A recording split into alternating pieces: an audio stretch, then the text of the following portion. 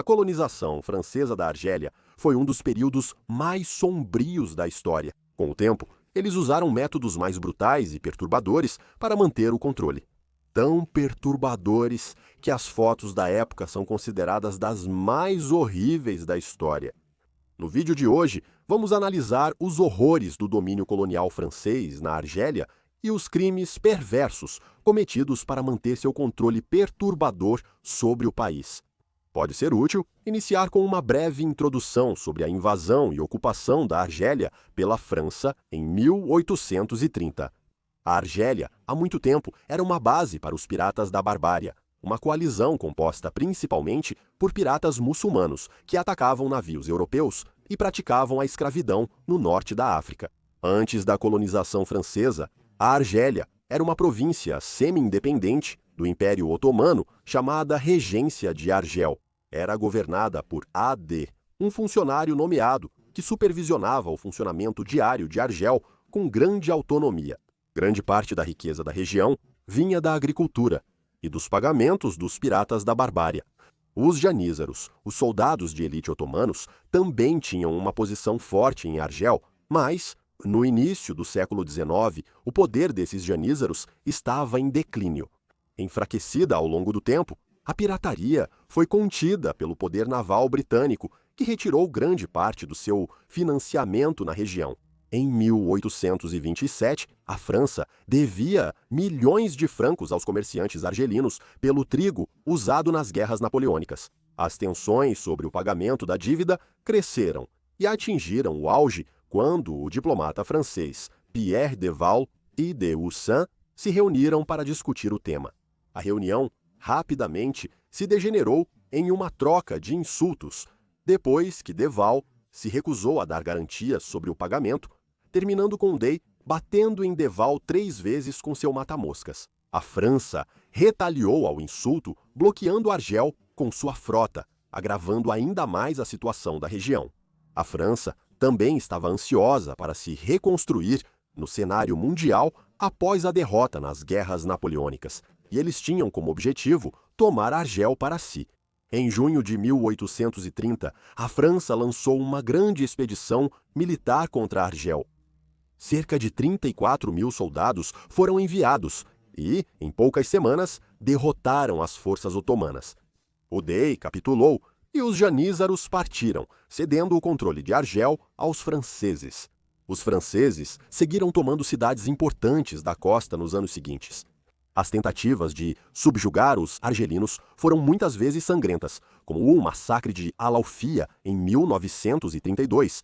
Esse massacre praticamente exterminou a tribo Al-Aufia. Em um ataque noturno, a cavalaria francesa devastou a aldeia, matando todos, sem distinção de sexo, idade ou ameaça. Muitos foram mortos até mesmo enquanto dormiam.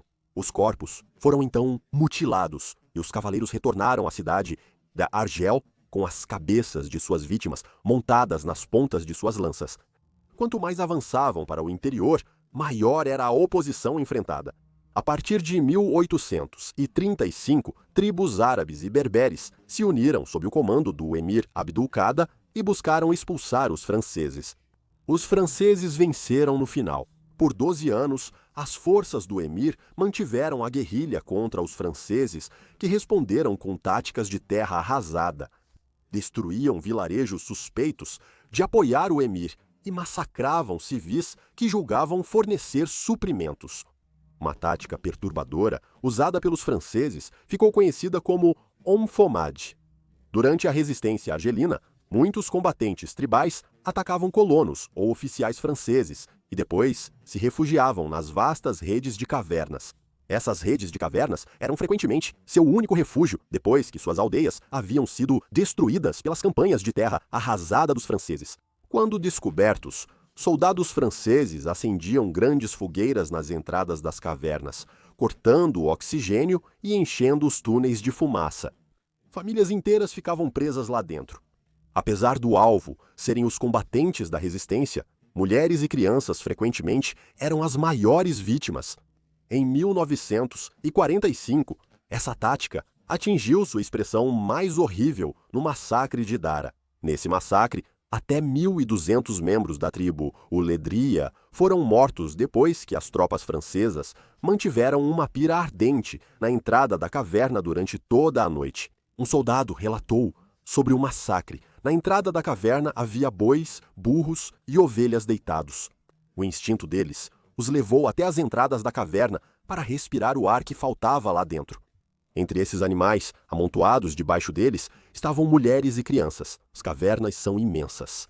Ontem foram contados 760 cadáveres. Apenas 40 conseguiram sobreviver. Em 1847, os franceses tinham controle total, tendo capturado e exilado o emir, e conseguiram pacificar grande parte da resistência tribal. Com o controle militar, iniciou-se a colonização da Argélia. As terras mais férteis das tribos argelinas foram confiscadas e dadas aos colonos europeus. Em sua maioria, franceses, além de italianos, espanhóis e malteses. Os argelinos ocuparam terras mais pobres e menos produtivas. O resultado foram fomes recorrentes, especialmente entre 1866 e 1868. Durante secas e pragas de gafanhotos, a França priorizou alimentar colonos europeus e seu exército. O resultado foi a morte de cerca de 80 mil argelinos, aproximadamente um quarto de toda a população indígena. Uma testemunha relatou ver cadáveres nas estradas e valas e sobreviventes se contorcendo no chão. A situação dos argelinos pouco mudaria. Durante o domínio francês, impuseram altos impostos, trabalho forçado e discriminação legal. O Decreto Crémieux, de 1870, concedeu cidadania francesa aos judeus argelinos, mas não aos árabes muçulmanos e berberes. Eles deveriam permanecer súditos e não cidadãos, de acordo com a lei racial. A falta de proteção legal permitiu punição coletiva, trabalho forçado e justiça sumária. Os franceses queriam controlar as terras argelinas e mudar sua identidade. As escolas islâmicas foram fechadas e substituídas por escolas laicas. A língua árabe foi marginalizada na administração e na educação. Funcionários franceses promoveram a ideia de uma missão civilizadora, alegando que estavam trazendo progresso e modernidade. Para a maioria dos argelinos, a colonização representava humilhação, desapropriação e apagamento cultural. A sociedade argelina era profundamente dividida entre colonizadores e cidadãos, e súditos colonizados, europeus e muçulmanos. Argelinos que adotaram o estilo de vida francês ainda eram tratados como súditos e sofriam discriminação, mesmo tentando se assimilar. Em 1871, após a derrota na Guerra Franco-Prussiana, tribos argelinas se revoltaram contra os franceses. Sob liderança do chefe Mokrani, motins de argelinos no exército colonial viraram ataques aos franceses. Mais de 10 mil argelinos realizaram ataques e incursões. Quando a França respondeu militarmente, a revolta acabou rapidamente. Para os responsáveis, a resposta da França seria brutal. Milhares de argelinos foram executados sumariamente. Aldeias queimadas e mais terras confiscadas como punição. Foram confiscados mais de 20 mil hectares e entregues a novos colonos. Centenas de rebeldes foram deportados para campos de trabalho forçado. Esses campos eram insalubres e doentes. A repressão de 1871 esmagou a resistência organizada por décadas e aprofundou a colonização da Argélia. No início do século XX, o nacionalismo argelino começou a se unir em uma campanha. Grupos de argelinos instruídos passaram a pedir reformas, não uma revolução violenta. Eles buscavam igualdade com os cidadãos franceses e o direito de preservar a identidade islâmica. Esses grupos ainda não exigiam independência, mas começaram a falar da Argélia como uma comunidade distinta dentro do Império Francês. Durante a Primeira Guerra Mundial, cerca de 170 mil argelinos lutaram pela França e dezenas de milhares trabalharam em fábricas francesas para o esforço de guerra. Esses soldados voltaram para casa expostos a novas ideias políticas e a um sentimento de traição. Eles estavam preparados para sacrificar tudo pela França, mas não foram recompensados. Essa geração lançou as bases para o nacionalismo organizado.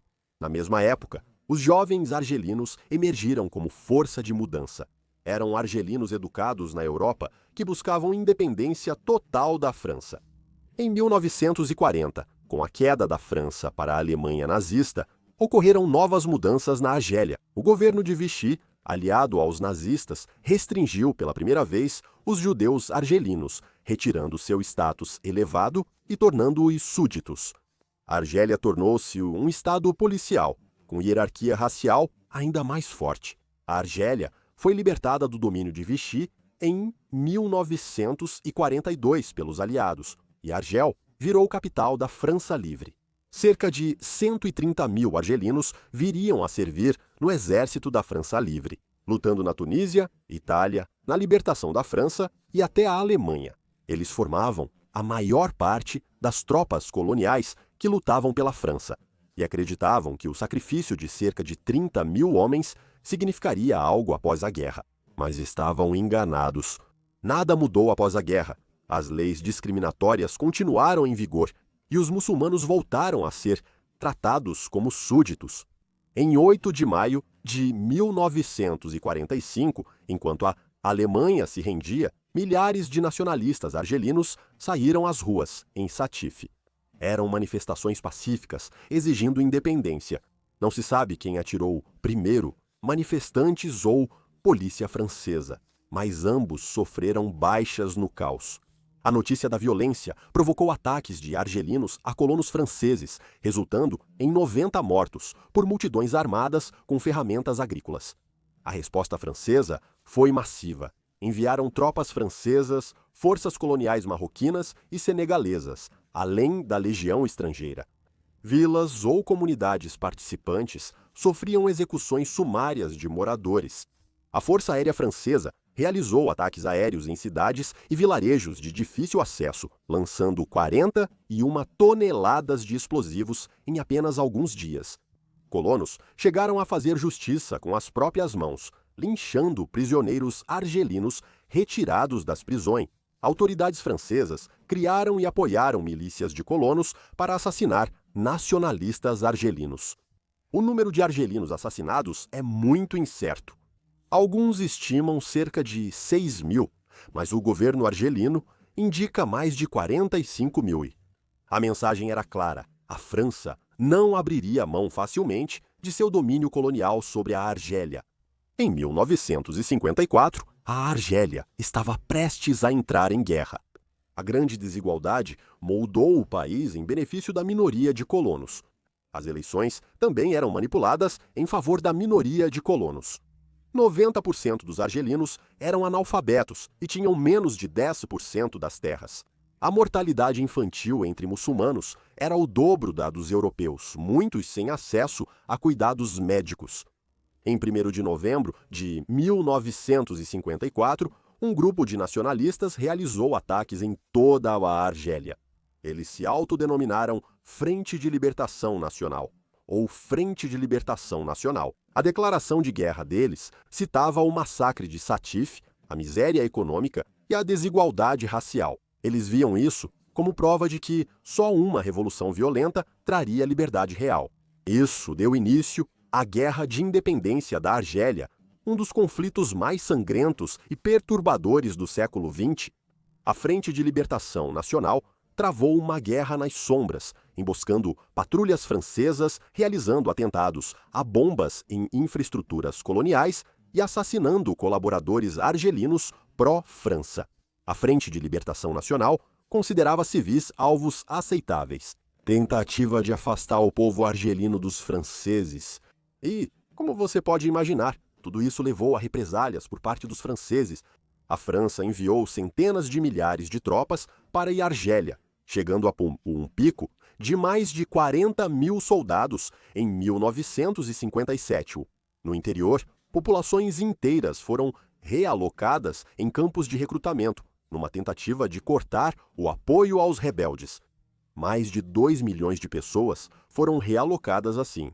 Tratores demoliram aldeias e pessoas foram forçadas a viver atrás de arame farpado sob vigilância do exército francês. Estima-se que cerca de 20 mil argelinos morreram nesses campos e, dentre os que morreram, 1/3 eram bebês com menos de 1 ano de idade. As condições eram brutais: cabanas improvisadas, pouco acesso à comida, água e cuidados médicos, além de doenças desenfreadas. Talvez o pior seja que esses campos eram controlados pelos militares, submetendo pessoas à detenção e tortura sob suspeita de apoio à Frente de Libertação Nacional. Eles eram levados dos campos a centros de detenção secretos e sofriam tortura extrema. Os franceses recorreram a várias torturas para obter informações, sendo a eletrocução uma das mais infames. Um gerador manual, chamado Jourjan, era ligado a eletrodos presos aos órgãos genitais, orelhas ou línguas. As vítimas eram eletrocutadas várias vezes, enquanto interrogadores exigiam nomes de membros ou colaboradores da Frente de Libertação Nacional. O afogamento simulado era amplamente usado. Prisioneiros eram amarrados e água era forçada em seus pulmões, simulando afogamento. Em outros casos, suas cabeças eram submersas em banheiras até quase a morte. Depois eram reanimados e submersos novamente. Abusos sexuais extremos eram usados contra mulheres não apenas como forma de tortura, mas também como uma maneira de humilhar. Muitas foram violentadas com objetos e grande parte dos abusos acontecia na frente de suas famílias. Homens também sofreram abusos sexuais, frequentemente com cacetetes e garrafas. Jamila Boupacha, militante da Frente de Libertação Nacional, acusada de tentativa de atentado à bomba, foi uma notável sobrevivente dessa tortura. Durante o interrogatório, ela foi torturada várias vezes. Ela foi eletrocutada com eletrodos no rosto, mamilos e genitais. Ela sofreu afogamento simulado e queimaduras de cigarro na pele. Tudo isso visava quebrá-la e forçá-la a denunciar a Frente de Libertação Nacional, mas ela seguiu fiel à causa deles. A tortura incluiu a introdução forçada de uma garrafa vazia em suas partes íntimas, deixando-a desmaiada em uma poça de sangue. A liderança militar francesa endossava, ensinava e até celebrava esses tipos de tortura. Tudo isso chegaria ao ápice durante a Batalha de Argel. A cidade foi colocada sob o comando do general Jacques Massu e seus paraquedistas de elite. Eles queriam esmagar a insurgência da Frente de Libertação Nacional a qualquer custo. Paraquedistas franceses sequestraram milhares de suspeitos de serem membros ou simpatizantes da Frente de Libertação Nacional, muitos nunca mais foram vistos. A tortura habitual era o principal método para obter informações. Centros de interrogatório surgiram em vários locais de Argel. Apartamentos, vilas e estádios esportivos foram transformados em câmaras secretas de tortura. Após 8 anos de conflito, a Guerra de Independência da Argélia terminou em 1962. Estima-se que 1,5 milhão de argelinos foram mortos durante a guerra. Reconhecendo a futilidade da ocupação contínua, o presidente francês Charles de Gaulle iniciou negociações com a Frente de Libertação Nacional. Um acordo foi alcançado em 18 de março de 1962. Houve cessar-fogo, reconhecimento da autodeterminação da Argélia e retirada das tropas francesas. Apesar de alguns incidentes, auxiliares argelinos que colaboraram com os franceses foram massacrados pela Frente de Libertação Nacional logo após a independência. Muitos fugiram para a França, mas até 30 mil foram assassinados em represálias após a guerra, junto com suas famílias e seus filhos.